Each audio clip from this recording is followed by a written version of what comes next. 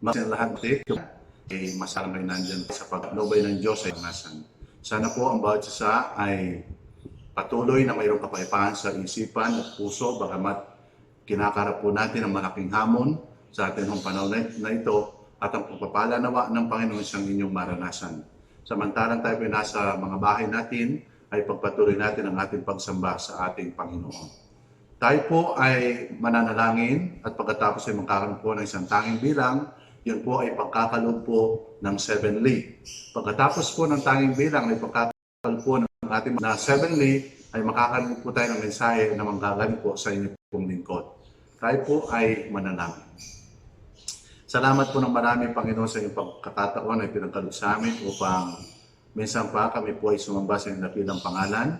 Pagpalain po ang basa sa amin, lubos po na maunawaan ng inyong mga salita na pag-aaralan sa gabi ito, patuloy ng sa ating Espiritu ng mga siwa sa aming puso at isipan sa banal na pangalan po ng aming Panginoon Jesus. Amen. Ngayon po ay ating ipagkaloob ang pakli para po sa isang tanging bilang.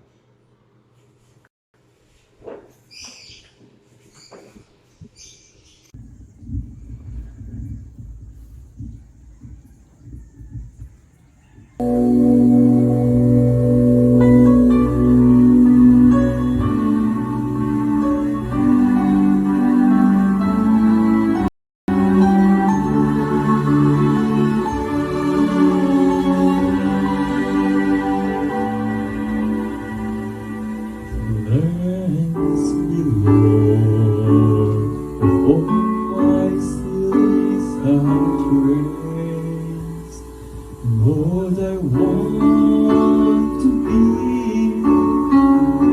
all yours. Take the crown of every day, and make me like a child play.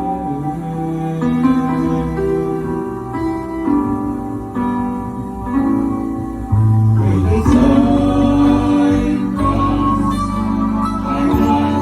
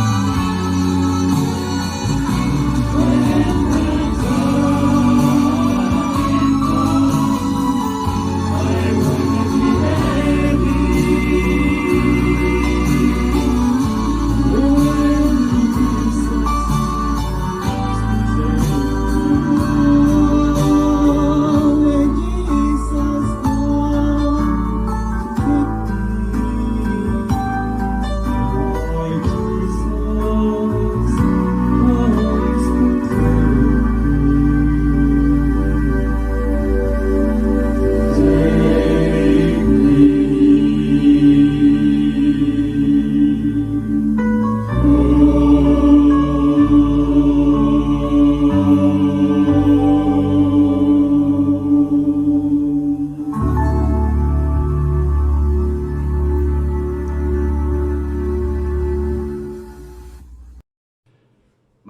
gabi po sa inyo lahat, mga minamahal kong mga kapatid. Happy Sabbath po at best prayer.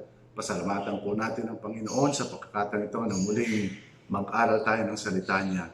Bagamat tayo po ay nasa panahon ng ganitong kalagayan na hindi tayo nagkikita-kita, bagamat nandiyan po kayo sa inyong mga tahanan, ay tayo po ay sama-samang sasamba sa ating Panginoon. Wala akong magiging dahilan para hindi natin pagpatuloy ang ating pagsamba sa ating Panginoon. Kagaya po ng aking binanggit sa inyo nung mga unang pag-aaral natin, ay atin pong tinatalakay ang 7 salita o 7 pangungusap ng ating Panginoon nung siya'y nandun sa krus ng Kalbaryo. Bago po natin talakayin ang ika-4 na pangusap ng Panginoon o salita niya dun sa krus, ay nais ko pong magpasalamat sa tanging bilang ni handog sa atin. Tunay na napakabuti po ng Panginoon na patuloy niya tayo pong pinagpapala sa kabila po ng maraming mga pagsubok sa buhay na atin pong kinakaharap. Bago po natin lubusang talakayin ang ating pag-aaral sa gabi pong ito, ang ika-4 na mga salita o sabihin natin pangusap ng ating Panginoon, ay nais ko pong anyayahan kayo na tayo po ay umupo para sa isang panalangin. Dakila't mapagpala po namin Diyos, salamat ng marami sa pagkakataong ito, na kami po ay minsan pa'y binigyan ng pagkakataong makapag-aral ng iyong salita. Tulungan po kami na amin pong mapag-aralan at amin pong maunawaan ang ika-4 na pangusap ng ating Panginoon doon sa krus samantalang nakapako siya roon. Amin pong pag-aaralan ito at ang sustansya, mensahe niya ang siyang matanim ang malalim sa mga puso at isipan sa banal na pangalan po ng aming Panginoon Hesus. Amen. Pinag-aralan po natin ang unang salita ng ating Panginoon at ito po ay binabanggit doon na, Father, forgive them for they know not what they do. Pinag-aralan din po natin ang kalawang salita o pangusap ng Panginoon. Ang sabi ro'y, today you will be with me in paradise. At pinag-aralan po natin nung Miyerkules ng gabi ang pangatlong salita o pangusap ng Panginoon, women, behold thy son. Son, behold thy mother. At ang pang-4 na salita ng ating Panginoon na gusto ko pong pag-aralan natin ngayon ay ito po ang kanyang pangusap. My God, why thou hast forsaken me? Ito po'y matatagpuan sa Matthew 27:46. My God, why thou hast forsaken me?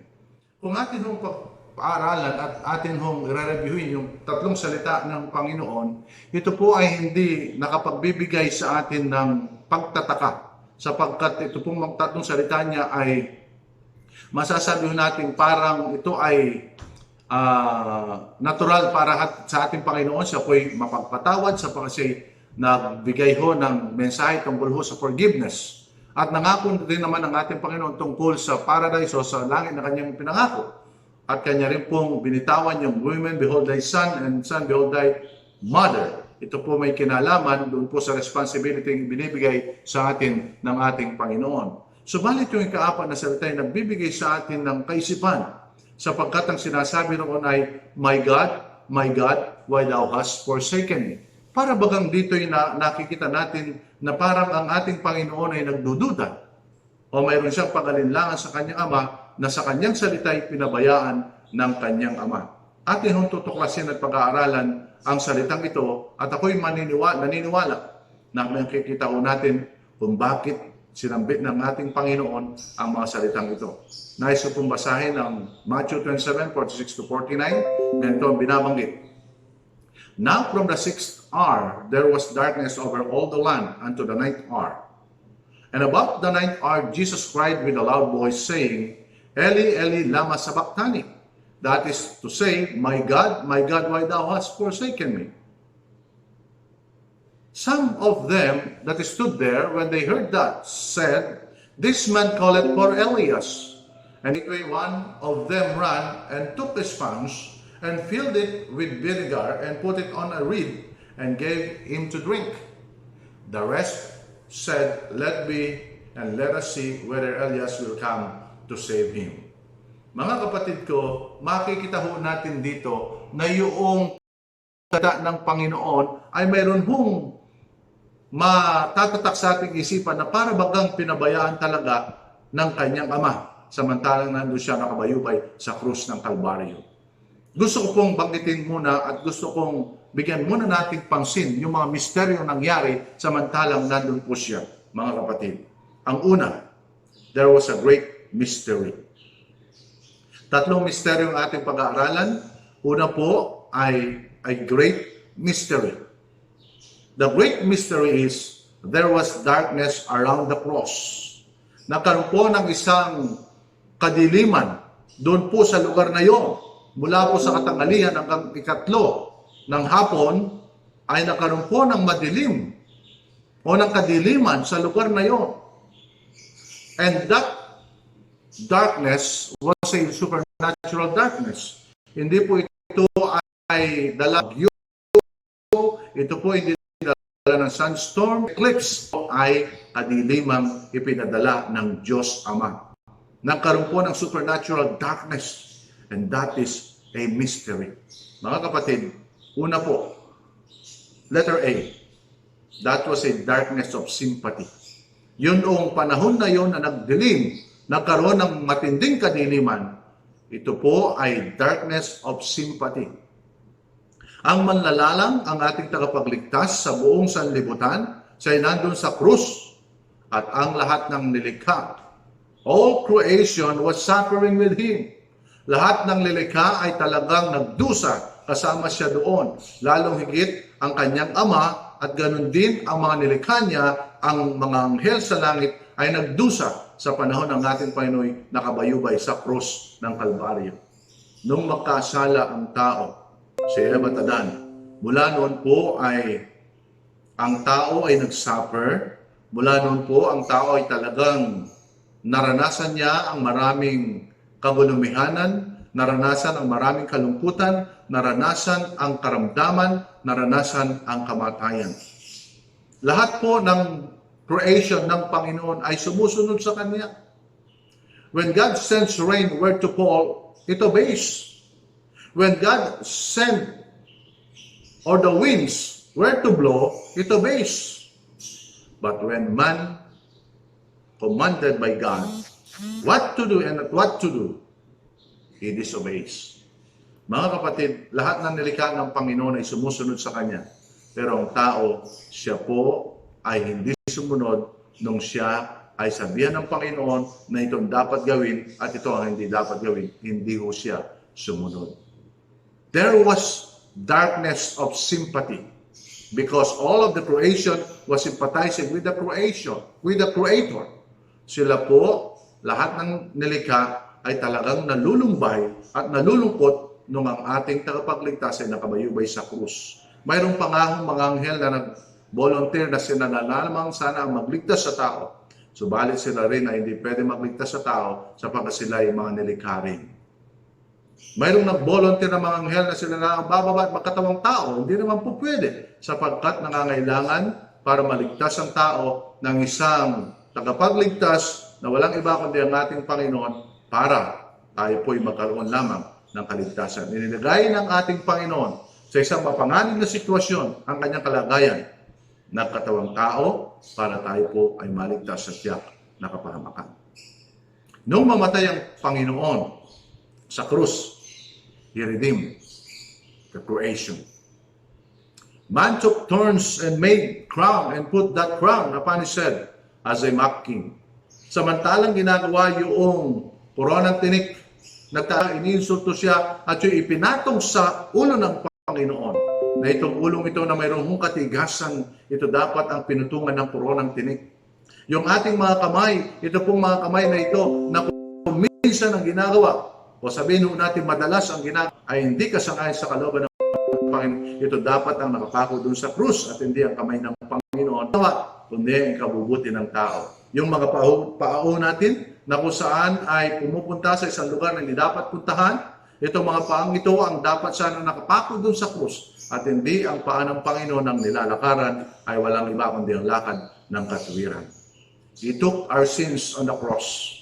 He has broken the power of sins. Kanya dinala lahat ng mga kasalanan natin doon sa krus. Pero darating ang panahon, mga kapatid, ang ating tagapagligtas, one day the King shall reign, and there will be no more thistles, or death, or diseases. Darating ang panahon na ang ating Panginoon, darating bilang isang hari, at hindi naman nanagumpay ang anumang karamdaman, kalungkutan, ang kamatayan. Creation as it were, wrapped darkness around the Creator when He died for our sins. Yun po ay darkness of sympathy, sapagkat nakipagsimpatya ang creation sa panahon ng ating Panginoon na nakabayubay krus ng Calvary. Letter B, that darkness, ito solemnity, ay isang kadiliman, kaseryosohan ng solemnity. The just died for the unjust. The innocent lamb died for the sinners. Ang isang matuwid ay namatay para sa makasalanan. Ang walang kamalay-malay na Lamb of God namatay para ho sa bawat isa sa atin. Tingnan ho natin, mga kapatid, doon sa 3 oras ng kadiliman.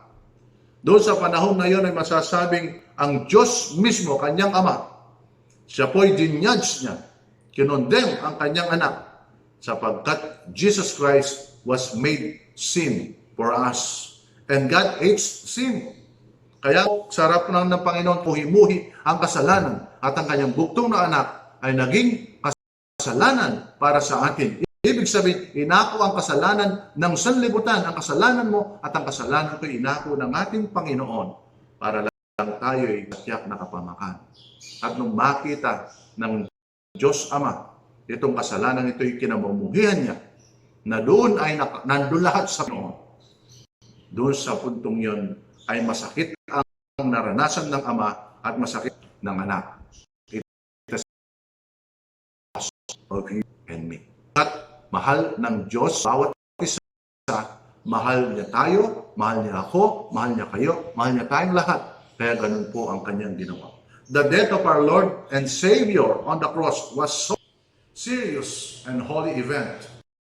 The darkness of solemnity, the Lamb dying for your sins. Yun po isang seryosong bagay. Kuminsan ay madali ho tayong magtawanan, madali ho tayong magpatawa. Subalit sa pagkakataong ito ay napakaseryoso.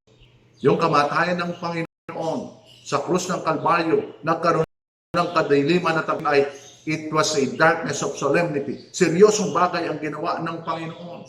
Sapagkat ang nakatayo ito ay hindi lamang ho hindi napalabagay, maging ang kanya pong sarili o nasa bingit ng kamatayan samantala nakapako siya, nakabayubay sa krus ng Kalbaryo.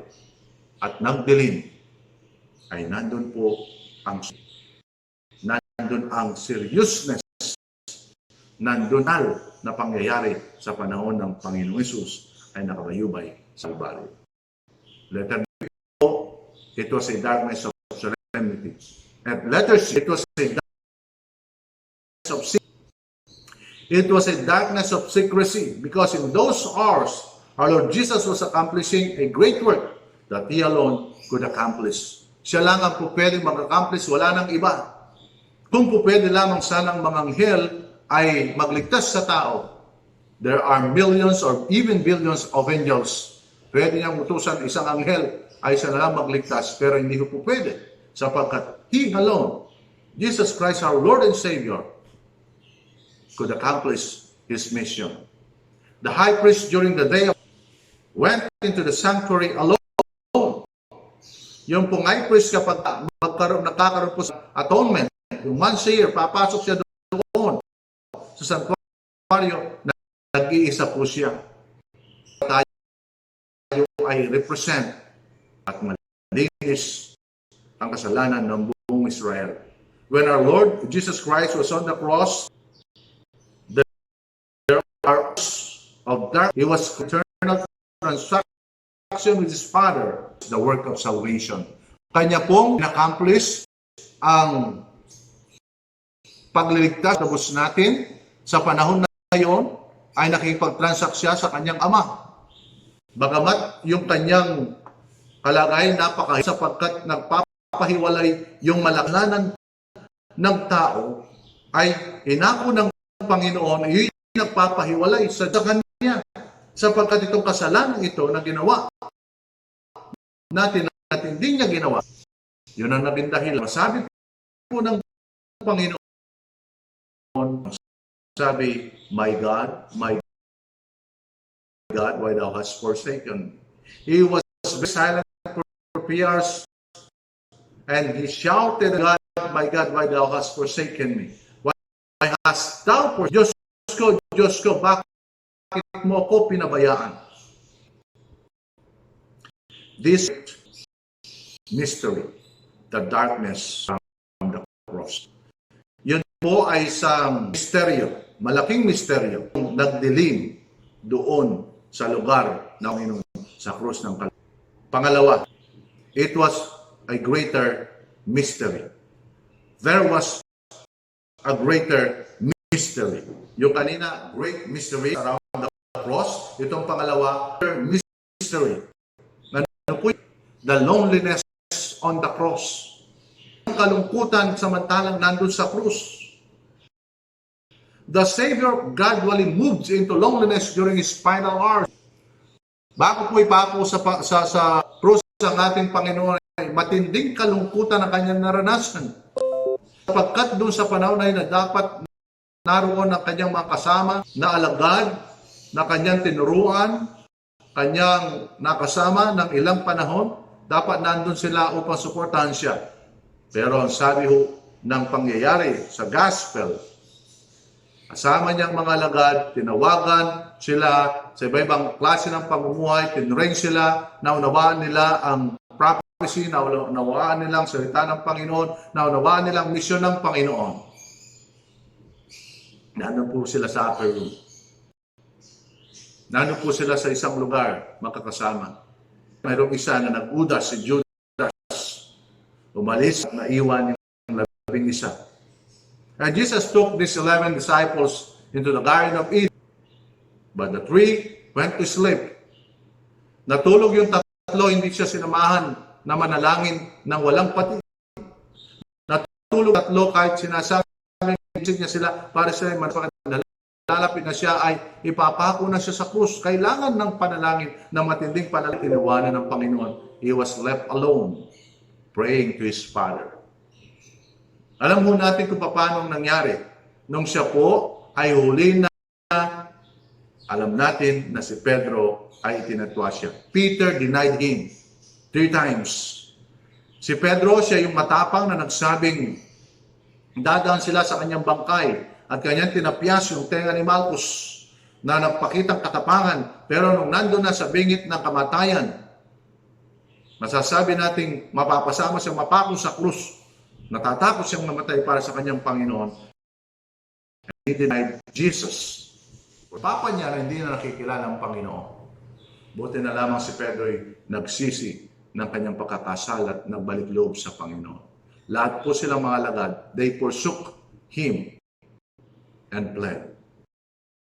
And Jesus was alone. Alam mo, sa panahon na ipaglaban mo ang isang tao para sa kanyang katwiran, sa panahon na iyong suportahan ang isang tao at tulungan siya sa kanyang pangailangan, at pagkatapos pag nagkagipitan, iiwanan ka sa ere, napakahirap na sitwasyon yun. Ang Panginoon ay nililigtas niyang tao. Ang Panginoon ay ginawang lahat ng sakripisyo para sa tao, pati ang buhay niya ibinigay niya. Pero nung nando sa kagipitan, ng tao mismo ang husga sa kanya, ang taong papatay sa kanya, at yung kanyang mga kakampisan, they were there. They left Him alone. Nandun sila. Pero iniwanan ang Panginoon nung sila ay malagay sa isang malaking pagsubok na sila ay pwedeng hulihin din at sila ay ipako sa krus. Mahirap din ang sitwasyon nila. Subalit, kung mayroon silang matatag na pananampalataya, hanggang kamatayan, ipaglalaban nila ang ating Panginoon. Kung dumating sa pagkakataon na gano'n, mga minamahal kong mga kapatid, na dapat na nating ipagtanggol ang Panginoon at ito'y magbubuwis ng ating buhay, Ano po ang ating gagawin? Tayo po ba ay handang magbuwis ng buhay para sa Panginoon? O tayo po ay matatakot na kagaya ng mga alagad? Nais ko pong basahin ang John 16:32. Ito ang sinasabi. Behold, the heart cometh, is now come, that they shall be scattered, every man to his own, and shall leave me alone. And yet I am not alone, because the Father is with me. Ito ang sinasabi ng ating Panginoon. Sila ay magkakalat-kalat at sila ay hindi nasusuporta sa ating Panginoon, iiwanan siya. Pero ang sabi doon, because I am not alone, because the Father is with me. Hindi ako nag-isa sapagkat ang aking Ama ay isa sa akin. Nasa akin ang aking Ama ay hindi magpapabaya sa akin. But at the cross, the Father left Him. Ano po? Doon sa krus, iwanan din siya ng ating Panginoon. That was the loneliness of the cross. That was the loneliness of the Savior on the cross. He was left alone. Ang ating Diyos at ang ating Diyos Anak at Diyos Espiritu Santo, sila po'y magkasama sa walang pinagmulan at hanggang sa walang hanggan. Balit sa pagkakataong ito, Jesus Christ was left alone. Even the Father left Him that time. Why? Sapagkat gusto ng Diyos Ama, ng Diyos Anak, ng Diyos Espiritu Santo na magkaroon ka ng kaligtasan, magkaroon ako ng kaligtasan. Why was He lonely? Why was He forsaken? That is what sin does. Bakit siya nag-iisa? Bakit siya nalulungkot? Bakit siya napabayaan, iniwanan ng Ama? Yun po ang ginagawa ng kasalanan. Sin isolates. Sin separates man from God. Sin separates man from man. Sin separates from himself. Ang kasalanan ay kanya pong inihiwalay tayo sa ating Panginoon. Noong si Adan at si Eva ay nagkasala, sila po ay tumakbo at nagtago sa ating Panginoon. Sapagkat sila ay nalungkot talaga. Malungkot ang mapahiwalay sa pinanggagaling ng buhay. Sapagkat pag napahiwalay ka sa Kanya, puro kalungkutan ng mararanasan mo. Ang tunay na kapayapaan, ang tunay na kaligayahan, ang tunay na katuwaan ay yung makasama natin ang ating Panginoon. Sapagkat sa panahon na tayo mahiwalay sa Kanya, dahilan sa kasalanan, ito'y magdadala sa atin ng kalungkutan. At God has never forsaken you. God has never forsaken me. You may have felt as though God abandoned you, but God has never forsaken you. If God forsake me for just 1 second, we will die. Tayo po'y mamamatay. Ang sabi po ng Acts 17:28, in Him we live and move and have our being. Sa magitan po niya, tayo po'y may buhay. Nakakagalaw tayo, mga kapatid. Mayroon tayong ganitong kalagayan ay sapagkat utang natin ang lahat sa ating Panginoon. Isang segundo lang, mawala ang presensya ng ating Panginoon, tayo po ay mamamatay.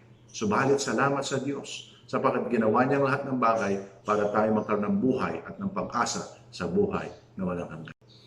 Sa atin hong pag-aaral sa Old Testament, alam po natin, God was with Joseph.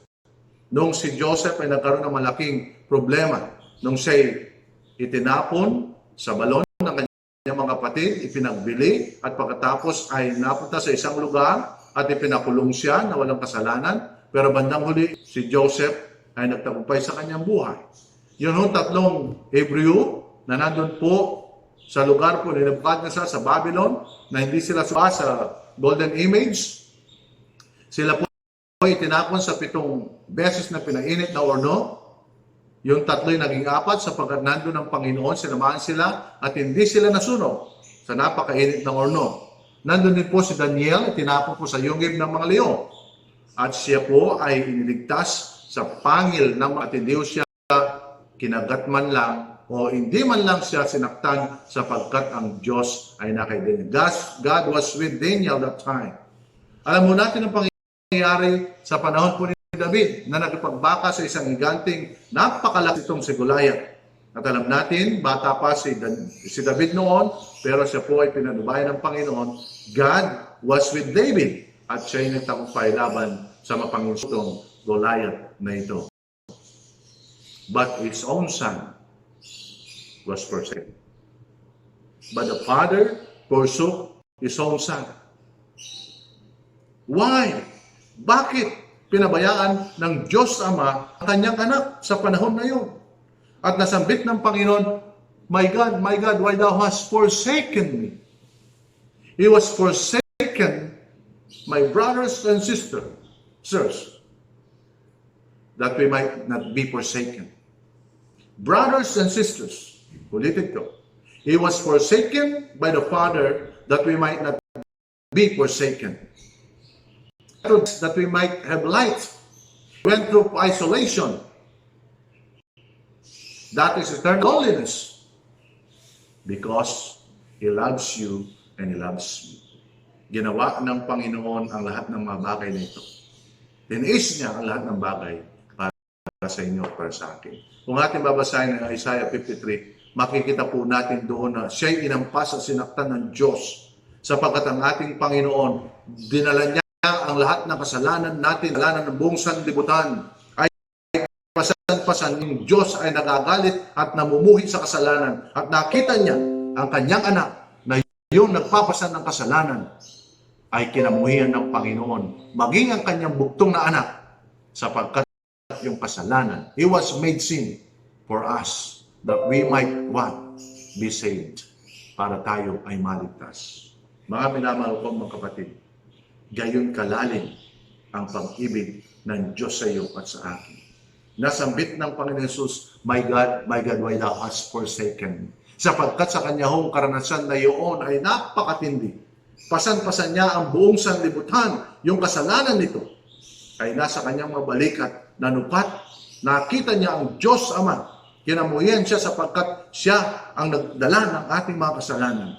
At sa panahon na yun, ay walang pagdududa na masasambit ng ating Panginoon Jesus ang salitang, Diyos ko, bakit mo ako pinabayaan?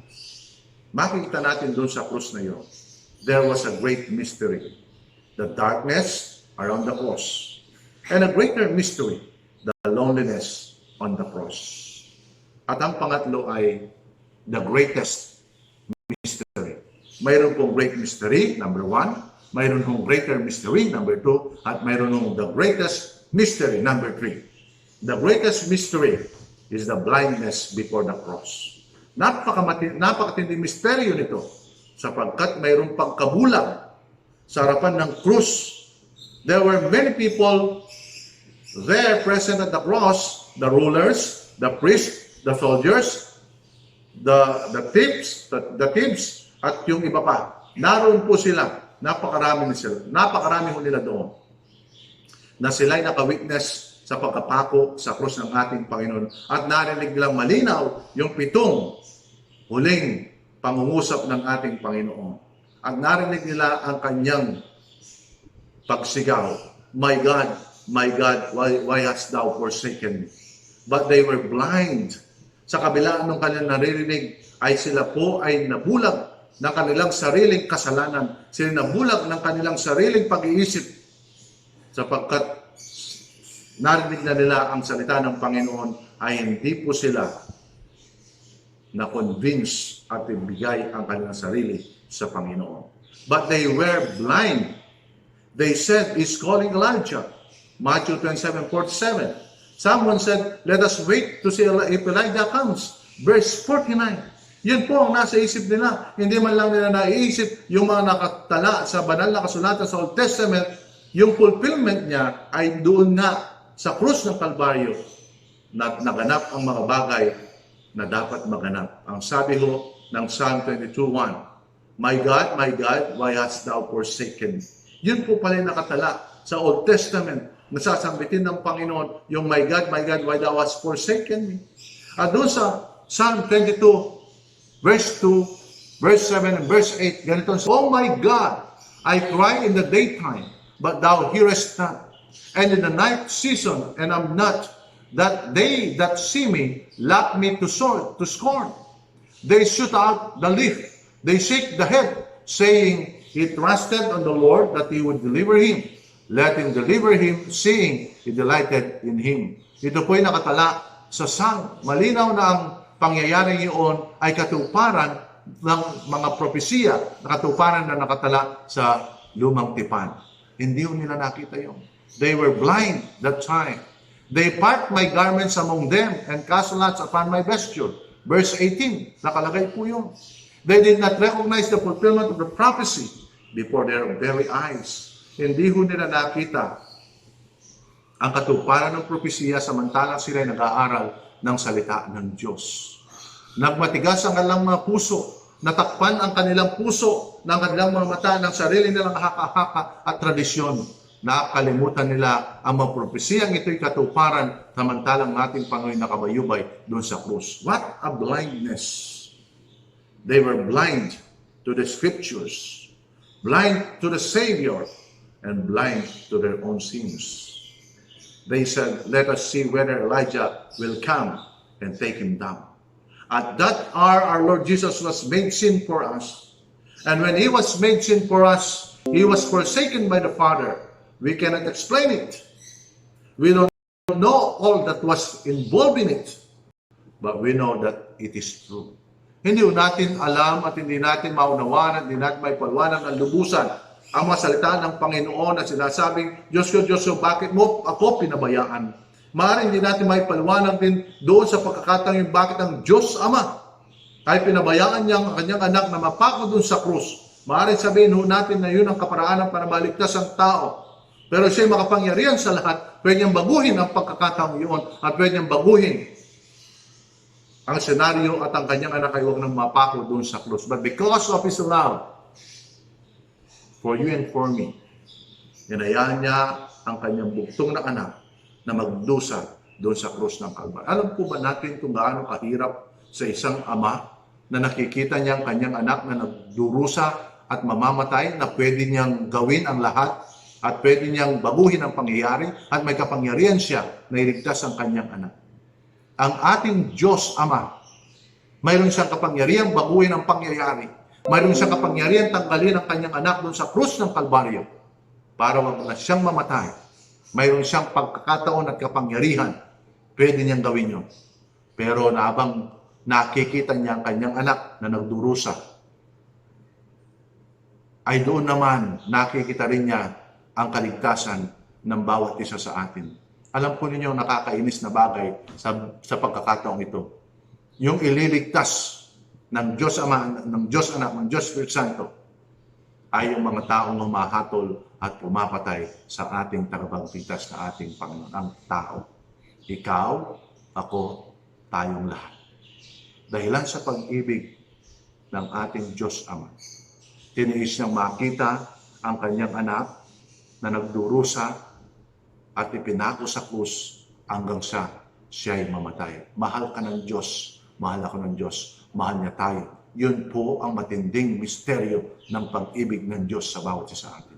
Nais ko pong ulit mga kapatid, there was a great mystery, and that is the darkness of the cross. There was the greatest or the greater mystery, the loneliness on the cross. But the greatest mystery is the blindness before the cross.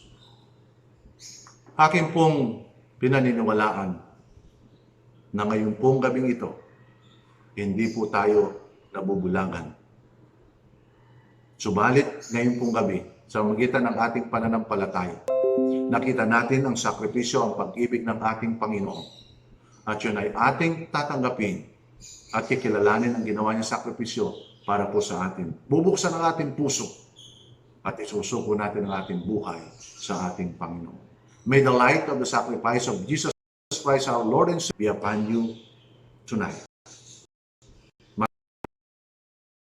Naranasan ninyo ang liwanag ng sakripisyo ng ating Panginoon. May your eyes be opened and receive the salvation Jesus offers for you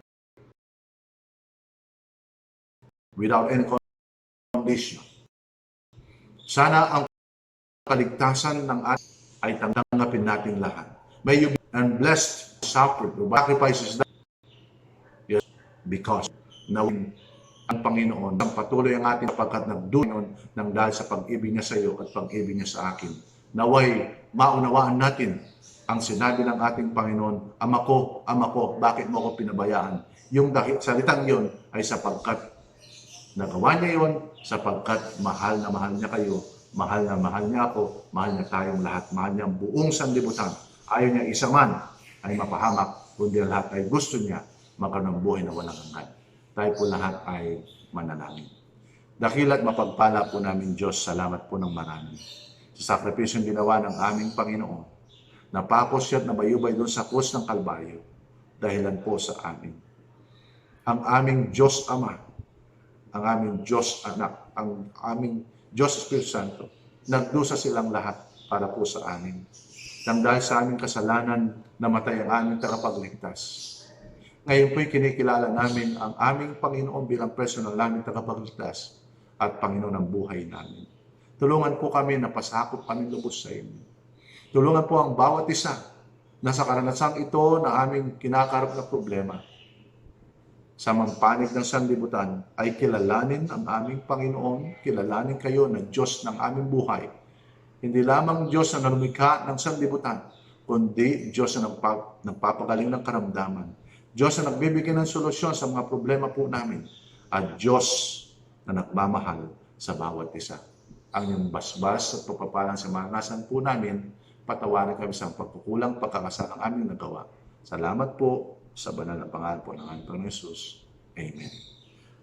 Magandang gabi po muli sa inyong lahat, mga minamahal kong mga kapatid. Tamasahin po natin ang kapayapaan at ang araw ng Sabat na ito, ang pagpapala ng Diyos ang sumainyo lahat.